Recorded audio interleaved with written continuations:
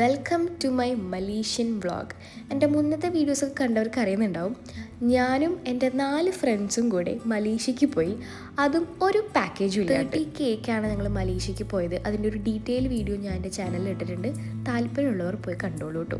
ഇതൊരു വ്ളോഗ് ആയതുകൊണ്ട് തന്നെ ഞാൻ കഥ പറഞ്ഞായിരിക്കും പോകുന്നുണ്ടാവാം. കോളേജ് തൊട്ടുള്ള ആഗ്രഹമായിരുന്നു ഒരു ഇൻ്റർനാഷണൽ ട്രിപ്പ് പോകണം എന്നുള്ളത്. അങ്ങനെ ഫൈനലി നമ്മളത് നടത്തി. അതും ഒറ്റയ്ക്ക് എന്നുള്ള വേർഡ് കൊണ്ട് ഞാൻ ഉദ്ദേശിച്ചത് പാക്കേജ് ഒന്നും ഇല്ലാണ്ട് പോകണോണ്ടാണ് കേട്ടോ.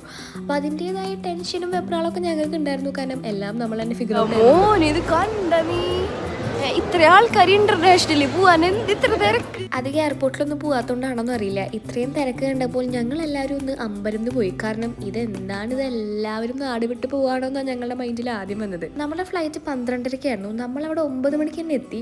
നമ്മളവിടുന്ന് പോകുമ്പോൾ നമ്മൾ ഭയങ്കര നേരത്തെയാണല്ലോ എന്നൊക്കെ ചിന്തിച്ചിട്ടാണ് പോയത്. അവിടുത്തെ തിരക്ക് കണ്ടപ്പോൾ തോന്നി ഈശ്വര ഇനി നേരം വൈകുമെന്നായിരുന്നു അടുത്ത ടെൻഷൻ. ഞങ്ങളിപ്പോൾ ഇമിഗ്രേഷനിലേക്കാണ്. എൻ്റെ ബാങ്കുകാർ പറ്റിച്ചു. എൻ്റെ ക്രെഡിറ്റ് കാർഡ് വെച്ച് ലോഞ്ച് ആക്സസ് കിട്ടുന്നവർ എന്നോട് പറഞ്ഞു. എന്നിട്ട് ഞാൻ അത് കൊണ്ട് ചെന്നപ്പോൾ ഞാൻ അവിടെ നിന്ന് ചമ്മിപ്പോയി. അവർ പറഞ്ഞു ഇവിടെ ലോഞ്ച് ആക്സസ് ഒന്നും ഈ കാർഡിനില്ല. പിന്നെ പ്രശ്നമില്ല, ഞങ്ങളത് ബർഗർ കിങ്ങിൽ പോയിട്ട് ഒരു ബർഗർ വാങ്ങി അഡ്ജസ്റ്റ് ചെയ്തു. ഫ്ലൈറ്റിൽ എല്ലാവരും ഹായ് പറ. മഞ്ജിന് സംസാരം കണ്ടില്ല നോടി പറ.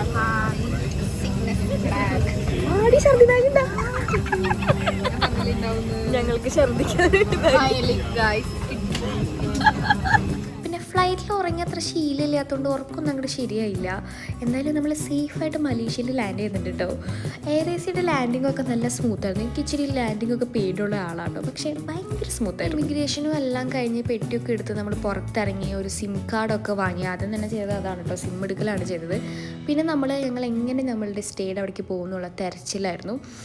ടാക്സി നോക്കി, ഗ്രാബ് നോക്കി, ബസ് നോക്കി. ഫൈനലി നമ്മൾ ടാക്സിയാണ് എടുത്തത്. കാരണം ഗ്രാബിന് നല്ല പൈസ പറഞ്ഞു, അതിലും പൈസ കുറവായിരുന്നു അവിടുത്തെ ടാക്സിക്ക് വന്നത്.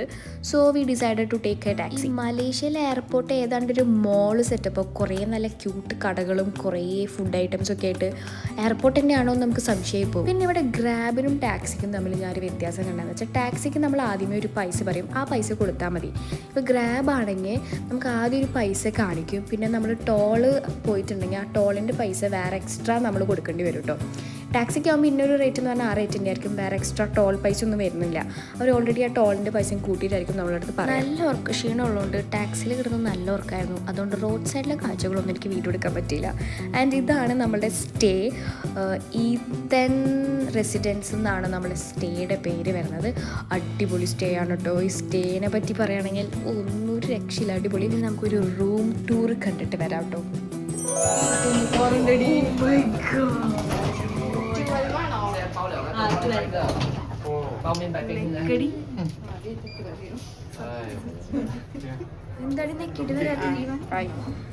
ഞാനും ആദ്യമായിട്ട് ഇത്രയും എല്ലാരും പോസ്റ്റ് ചെയ്ത്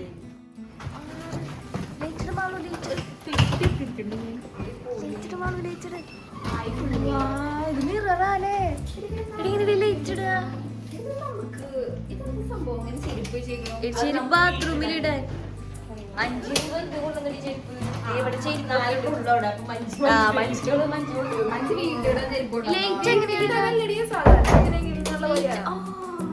അല്ല ലൈറ്റ്.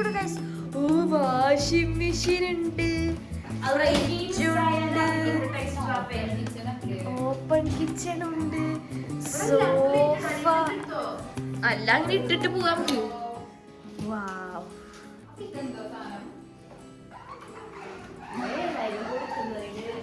എടി ഇതിന് 7,000 ലാഭേഷാണിത്. 7,000 റുപ്പീസിന് ഈ റൂം എന്ന് പറയുന്നത് അടിപൊളിയാണ്. കാരണം സോഫയുണ്ട്, പിന്നെ ഒരു എക്സ്ട്രാ ബെഡ് ഉണ്ട്, 2 ബെഡ്റൂം ഉണ്ട്, ഒരു TV, ഒരു വാഷിംഗ് മെഷീൻ, ഫ്രിഡ്ജ്, പിന്നെ കിച്ചണിൽ വേണ്ട എല്ലാ പ്ലേറ്റ്സും എല്ലാം ഉണ്ടായിരുന്നു. പിന്നെ എന്താ വേണ്ട എല്ലാം ഉണ്ടായിരുന്നു. പിന്നെ ഏറ്റവും അടിപൊളി ട്വിൻ ടവർ ഇങ്ങനെ കണ്ട് കിടക്കാം നമുക്ക് രാത്രി മൊത്തം.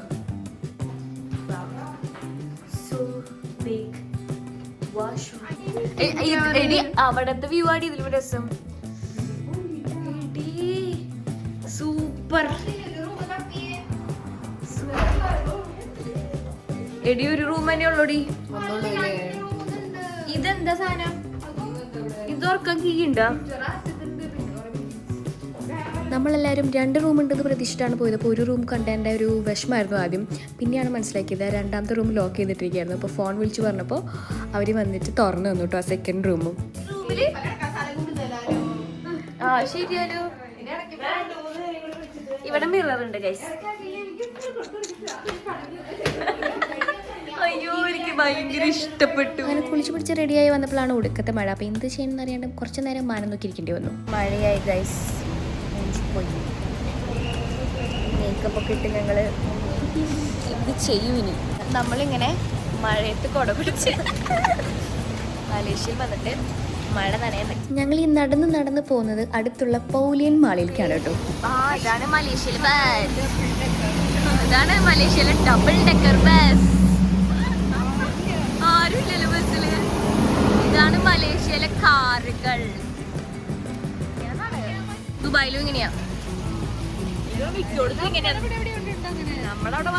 നമ്മൾ ലോ ബഡ്ജറ്റ് ട്രിപ്പായ കാരണം 2 കിലോമീറ്ററിൽ ഉൾപ്പെടുന്ന എല്ലാ സ്ഥലത്തേക്കും നടന്നു പോകാനായിരുന്നു നമ്മുടെ ഡിസിഷൻ.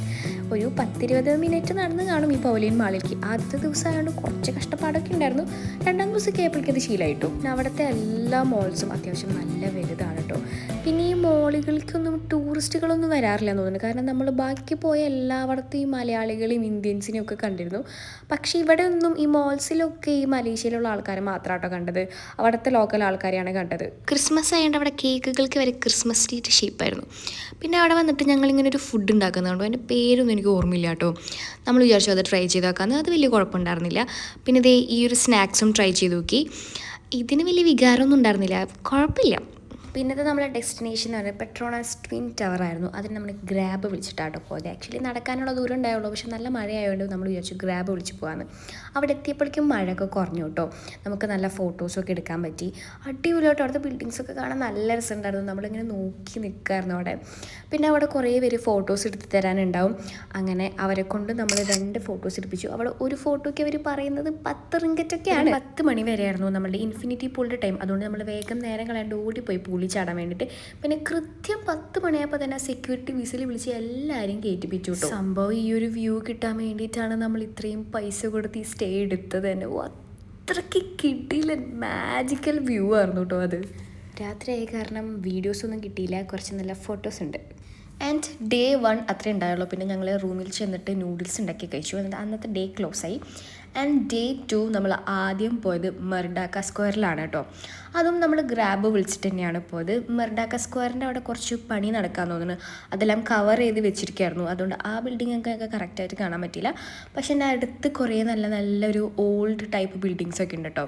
അപ്പോൾ നമ്മളതൊക്കെ എക്സ്പ്ലോർ ചെയ്തു, കുറേ നല്ല ഫോട്ടോസൊക്കെ എടുത്തു. പിന്നെ നമ്മൾ നെക്സ്റ്റ് ഡെസ്റ്റിനേഷൻ എന്ന് പറയുന്നത് സെൻട്രൽ മാർക്കറ്റാണ്. അവിടേക്ക് നമ്മൾ നടന്ന് തന്നെയാണ് പോയത് കേട്ടോ.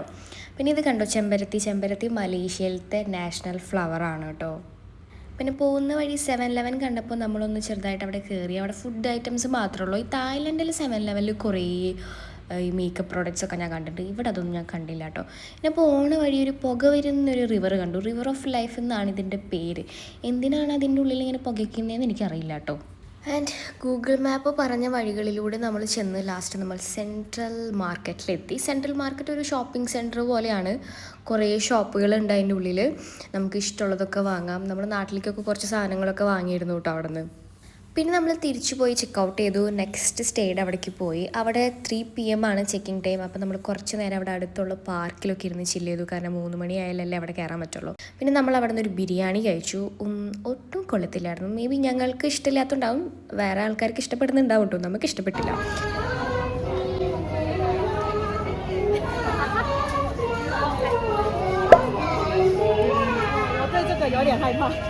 ഇതൊരു ചൈനക്കാരുടെ പാട്ടൊക്കെ വെച്ചിട്ടൊരു ഓൾഡ് ചൈന സെറ്റപ്പാണ്. ഇവിടെ നമുക്ക് കുറേ നല്ല ക്യൂട്ട് ഫോട്ടോസൊക്കെ എടുക്കാം. അതിനെ പറ്റിയ കുറേ ഫ്രെയിംസ് ഒക്കെ ഉണ്ട്. മലേഷ്യയുടെ ഡാർക്ക് സൈഡാണ് ഗൈസ്. പിന്നെ നമ്മൾ ചൈന ടൗണിലാണ് പോയത്. അവിടെ ഇതുപോലെ തന്നെ കുറേ ഷോപ്പുകളുണ്ട്. പിന്നെ വലിയ ബ്രാൻഡിൻ്റെ മറ്റേ ഫസ്റ്റ് കോപ്പി സാധനങ്ങളൊക്കെ അവിടെ കിട്ടും കേട്ടോ. പിന്നെ നമ്മൾ അവിടെ നിന്ന് കരിക്കും വെള്ളം കുടിച്ചു. അത് സൂപ്പറാന്ന് പറഞ്ഞിട്ട് വലിയ കാര്യമൊന്നും ഉണ്ടായിരുന്നില്ല. ആൻഡ് പിന്നെ നമ്മൾ മെട്രോ തേടി പോയി. കൈ കടിക്കാൻ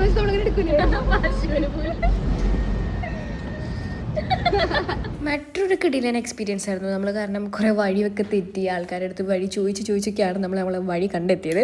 അതുകൊണ്ട് അതൊരു മറക്കാൻ പറ്റാത്തൊരു ഓർമ്മയായിരുന്നു. ആൻഡ് നമ്മൾ കറക്റ്റ് സ്ഥലത്ത് തന്നെ എത്തിയിട്ടോ. ബുക്കിംഗ് പിങ്ക്ലാൻഡിലേക്കാണ് നമ്മൾ പോകേണ്ടിയിരുന്നത്. അവിടെ തന്നെ എത്തി. അവിടെ ഒരുപാട് കുറേ ബ്രാൻഡ്സിൻ്റെ കുറേ ഷോപ്പുകൾ കാണാം, കുറേ നല്ല ഫുഡ്സ് കാണാം, പിന്നെ ഇങ്ങനെ കുറേ ക്യൂട്ട് ബൊമ്മക്കുട്ടികളെ കാണാം. അതിൻ്റെ കൂടെ കുറേ ഫോട്ടോസൊക്കെ എടുക്കാൻ പറ്റും. പിന്നെ ഇവിടെ റോഡ് ക്രോസ് ചെയ്യാനായിട്ട് ഇഷ്ടം പോലെ ആൾക്കാരാണ്. എനിക്ക് തോന്നുന്നു വേൾഡിൽ എത്രയോ ഒരുമിച്ച് ആൾക്കാർ റോഡ് ക്രോസ് ചെയ്യുന്ന സ്ഥലമാണ് ഇതെന്നാണ് ഞാൻ കേട്ടത്, എനിക്കറിയില്ല. അതിന് നമ്മൾ പിന്നെ അവിടെ നിന്ന് പോയത് ജലനല്ലൂർ ഫുഡ് സ്ട്രീറ്റിലേക്കാണ്. എൻ്റെ ദൈവമേ, അവിടെ കിട്ടാത്ത ഫുഡില്ല. അതൊരു സ്ട്രീറ്റാണ്, ഭയങ്കര തിരക്കാട്ടോ. കുറേ വെറൈറ്റീസ് ഓഫ് ഫുഡ്സ് കിട്ടും. നമ്മളതൊക്കെ ട്രൈ ചെയ്ത് നോക്കിട്ടോ.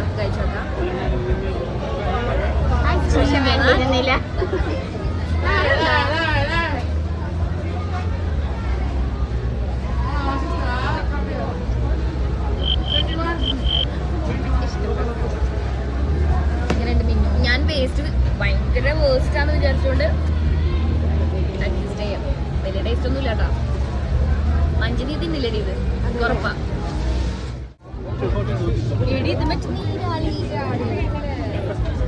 നമുക്കിങ്ങനെ എല്ലാം ആദ്യമായിട്ട് കാണുമ്പോഴത്തെ ഒരു എക്സൈറ്റ്മെൻറ്റ് ഉണ്ടായിരുന്നല്ലോ. അതായിരുന്നു നമുക്ക് ഇവിടുത്തെ എല്ലാ ഫുഡും കാണുമ്പോഴും ദേ നീരാളി, ദേ സ്ക്വിഡ് എന്നൊക്കെ പറഞ്ഞിട്ട് നമ്മളിങ്ങനെ കുഞ്ഞു പിള്ളേരെ പോലെയായിരുന്നു ഓരോന്ന് കാണിച്ച് നടന്നത്. ഇത് കഴിക്കാനാണ് ഞാൻ ഇവിടെ വരെ വന്നത്. ഇതിന്റെ പേരെന്താടി? ഇതിന്റെ പേരെന്താ?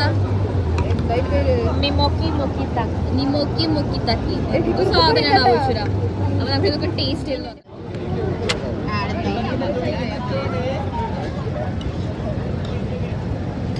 സംഭവം നാസിലമാക്ക നമുക്ക് ഇഷ്ടപ്പെട്ടില്ല, പക്ഷേ ആ നൂഡിൽസ് ഉണ്ടല്ലോ അത് നമുക്ക് ഇഷ്ടപ്പെട്ടു. പിന്നെ നമ്മൾ മാംഗോ സ്റ്റിക്കി റൈസും ട്രൈ ചെയ്തു.